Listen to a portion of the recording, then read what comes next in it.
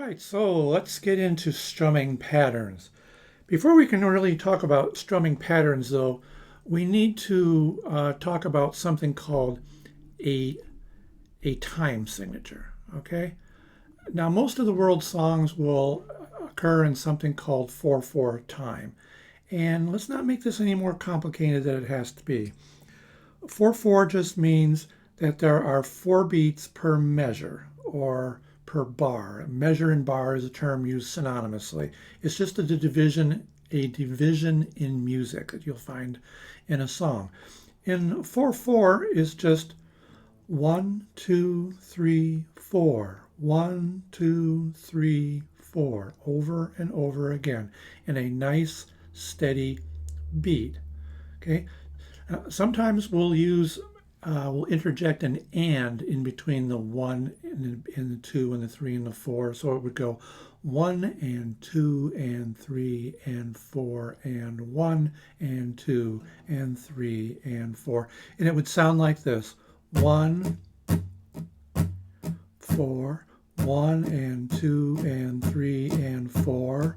1, 2, 3, 4. 1, 2, 3, 4. 1 and 2 and 3 and 4. That's all strumming patterns is. Now the other type of time signature is something called 3/4, or it's also known as waltz time. And I'm sure you're familiar with this, if for nothing else, with the old classical music, all those old waltzes like the Blue Danube.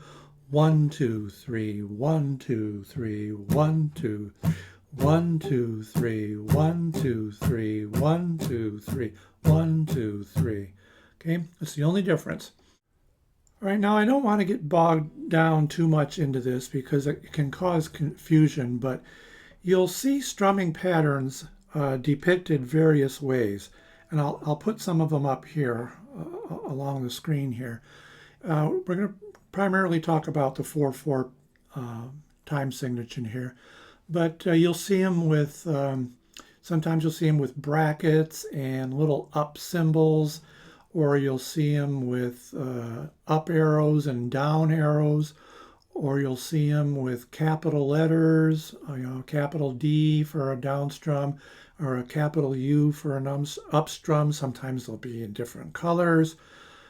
This is how they're depicted, but I don't really want to focus too much about how these strumming patterns are you're going to see these, because what's going to happen is sometimes these will be posted, sometimes they won't be, but sometimes you'll go to a site and you'll pull up a song and you'll see these patterns and you'll stare at them and you'll try and make heads and tails for what these are trying to do. Like, all right, this says I'm supposed to do a downstroke here, and then what do? I wait, and then there's an upstroke, and then a downstroke and an upstroke. You can get confused and all messed up really quickly. So even though you're going to see strumming patterns depicted like this, try not to concentrate too much on it for right now, and because I'll make a separate video on this thing about feeling the strumming pattern rather than trying to force feed any particular strumming pattern onto a song. It's kind of an important concept, so we're getting ahead of ourselves. All right, so the first strumming pattern we're going to talk about in the 4/4 time signature is just something that I call the DUD DUD. All right, it's because that's what it looks like when you write down the D and the U, or the up and the down and the arrows. Now this is your bread and butter strumming pattern.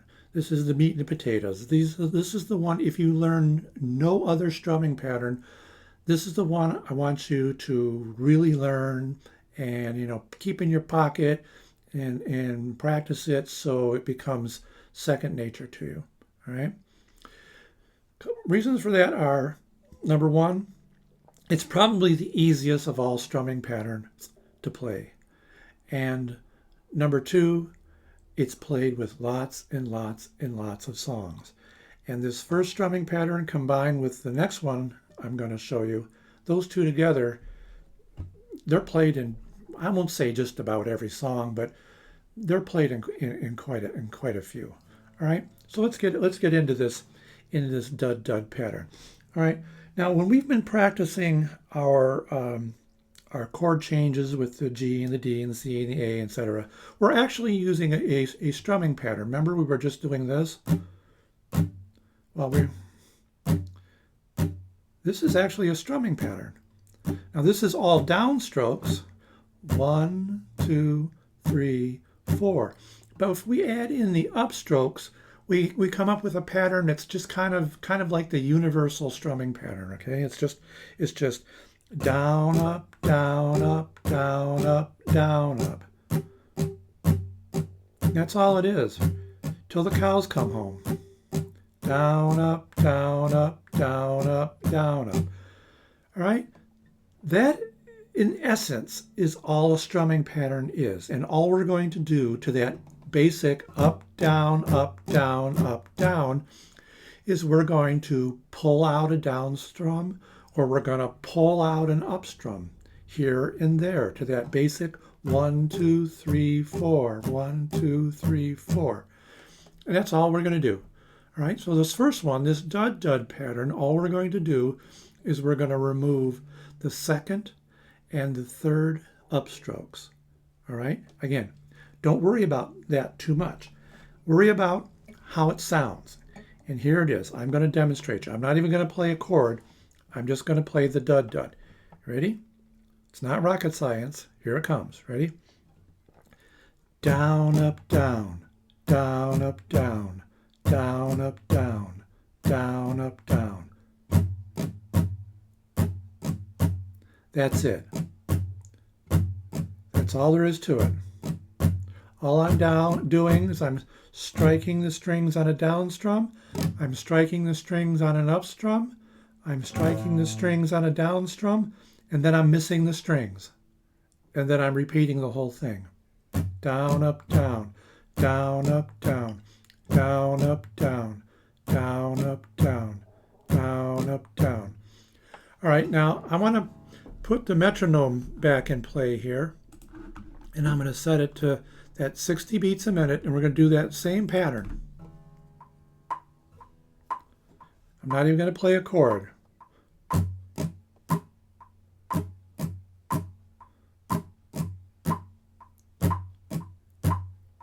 Down, up, down, down, up, down, down, up, down.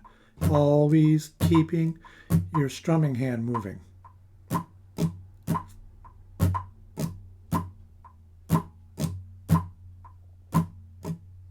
Okay, again, it's not rocket science. Don't make it out to be harder than it is.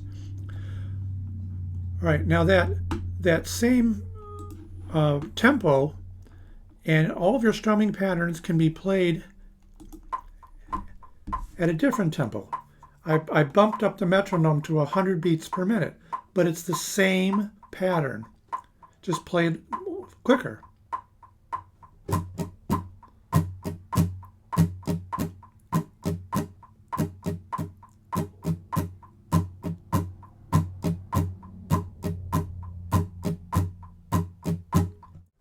All right, now when we play a strumming pattern, almost all the time the chord change is going to happen between an up strum, at the end of an up strum, in preparation for the next down strum.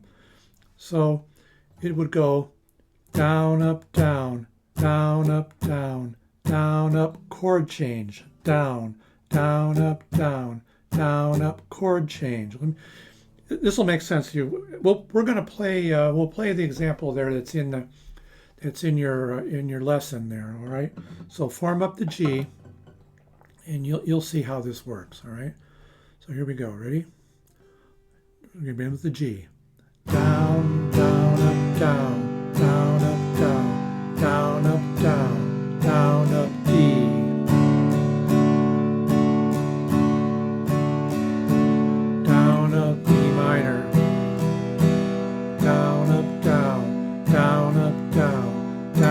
C, down, up, down, down, up, down, down, up, down.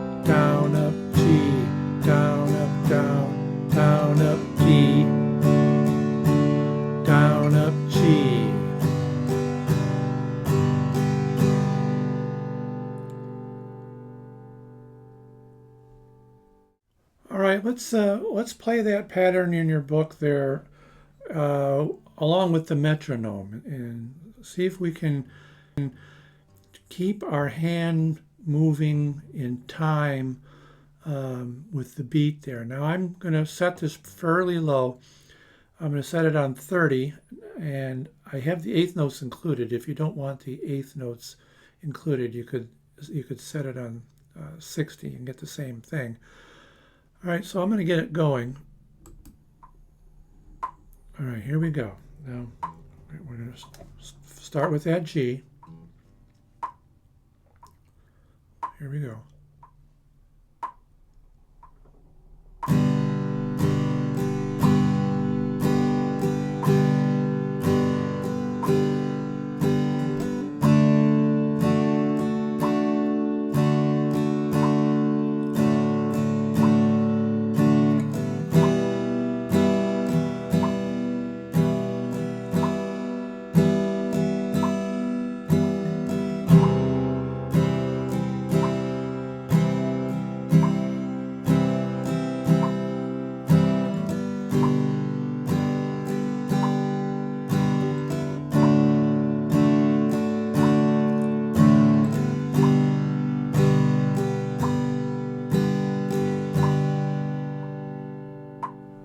Okay.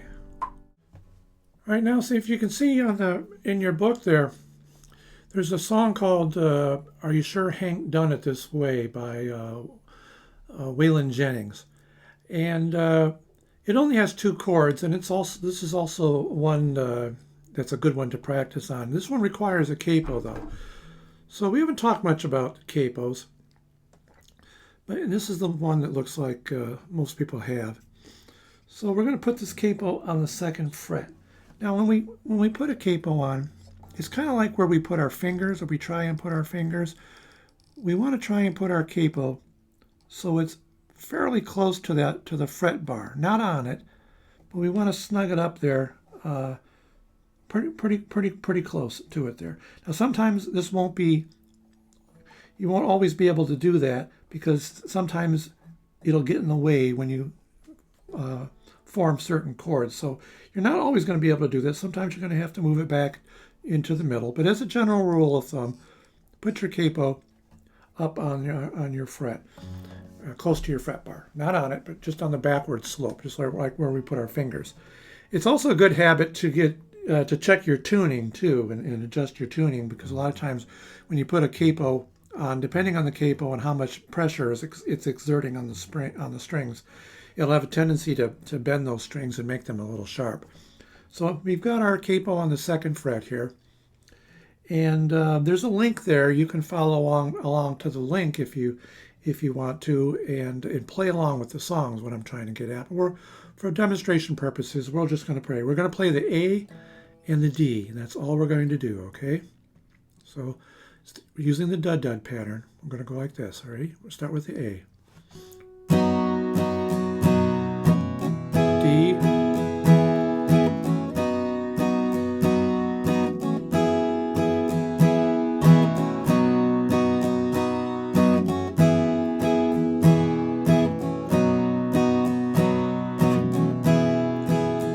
Lord, it's the same old tune, fiddle and guitar.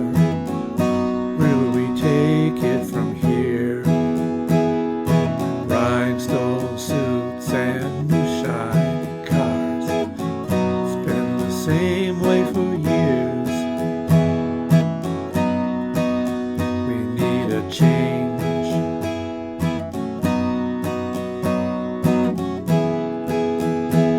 Somebody told me when I came to Nashville, son, you finally got it made. Old Hank made it here.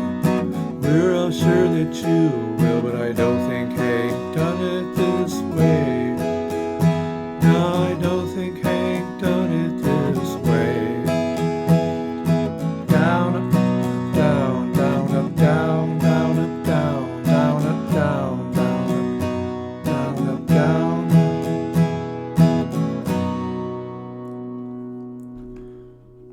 And we can do the exact same thing and use different chords if we just slide our capo up to the 4th fret. This time, instead of A and D, we play G and C. All right, same thing.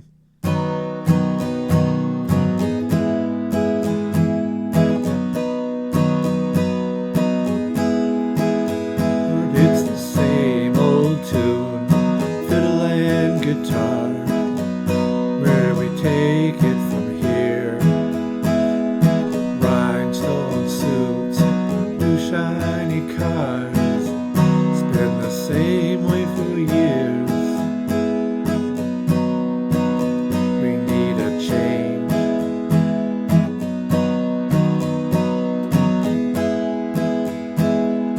Down, up, down, down, up, down, down, up, down, down, up, down.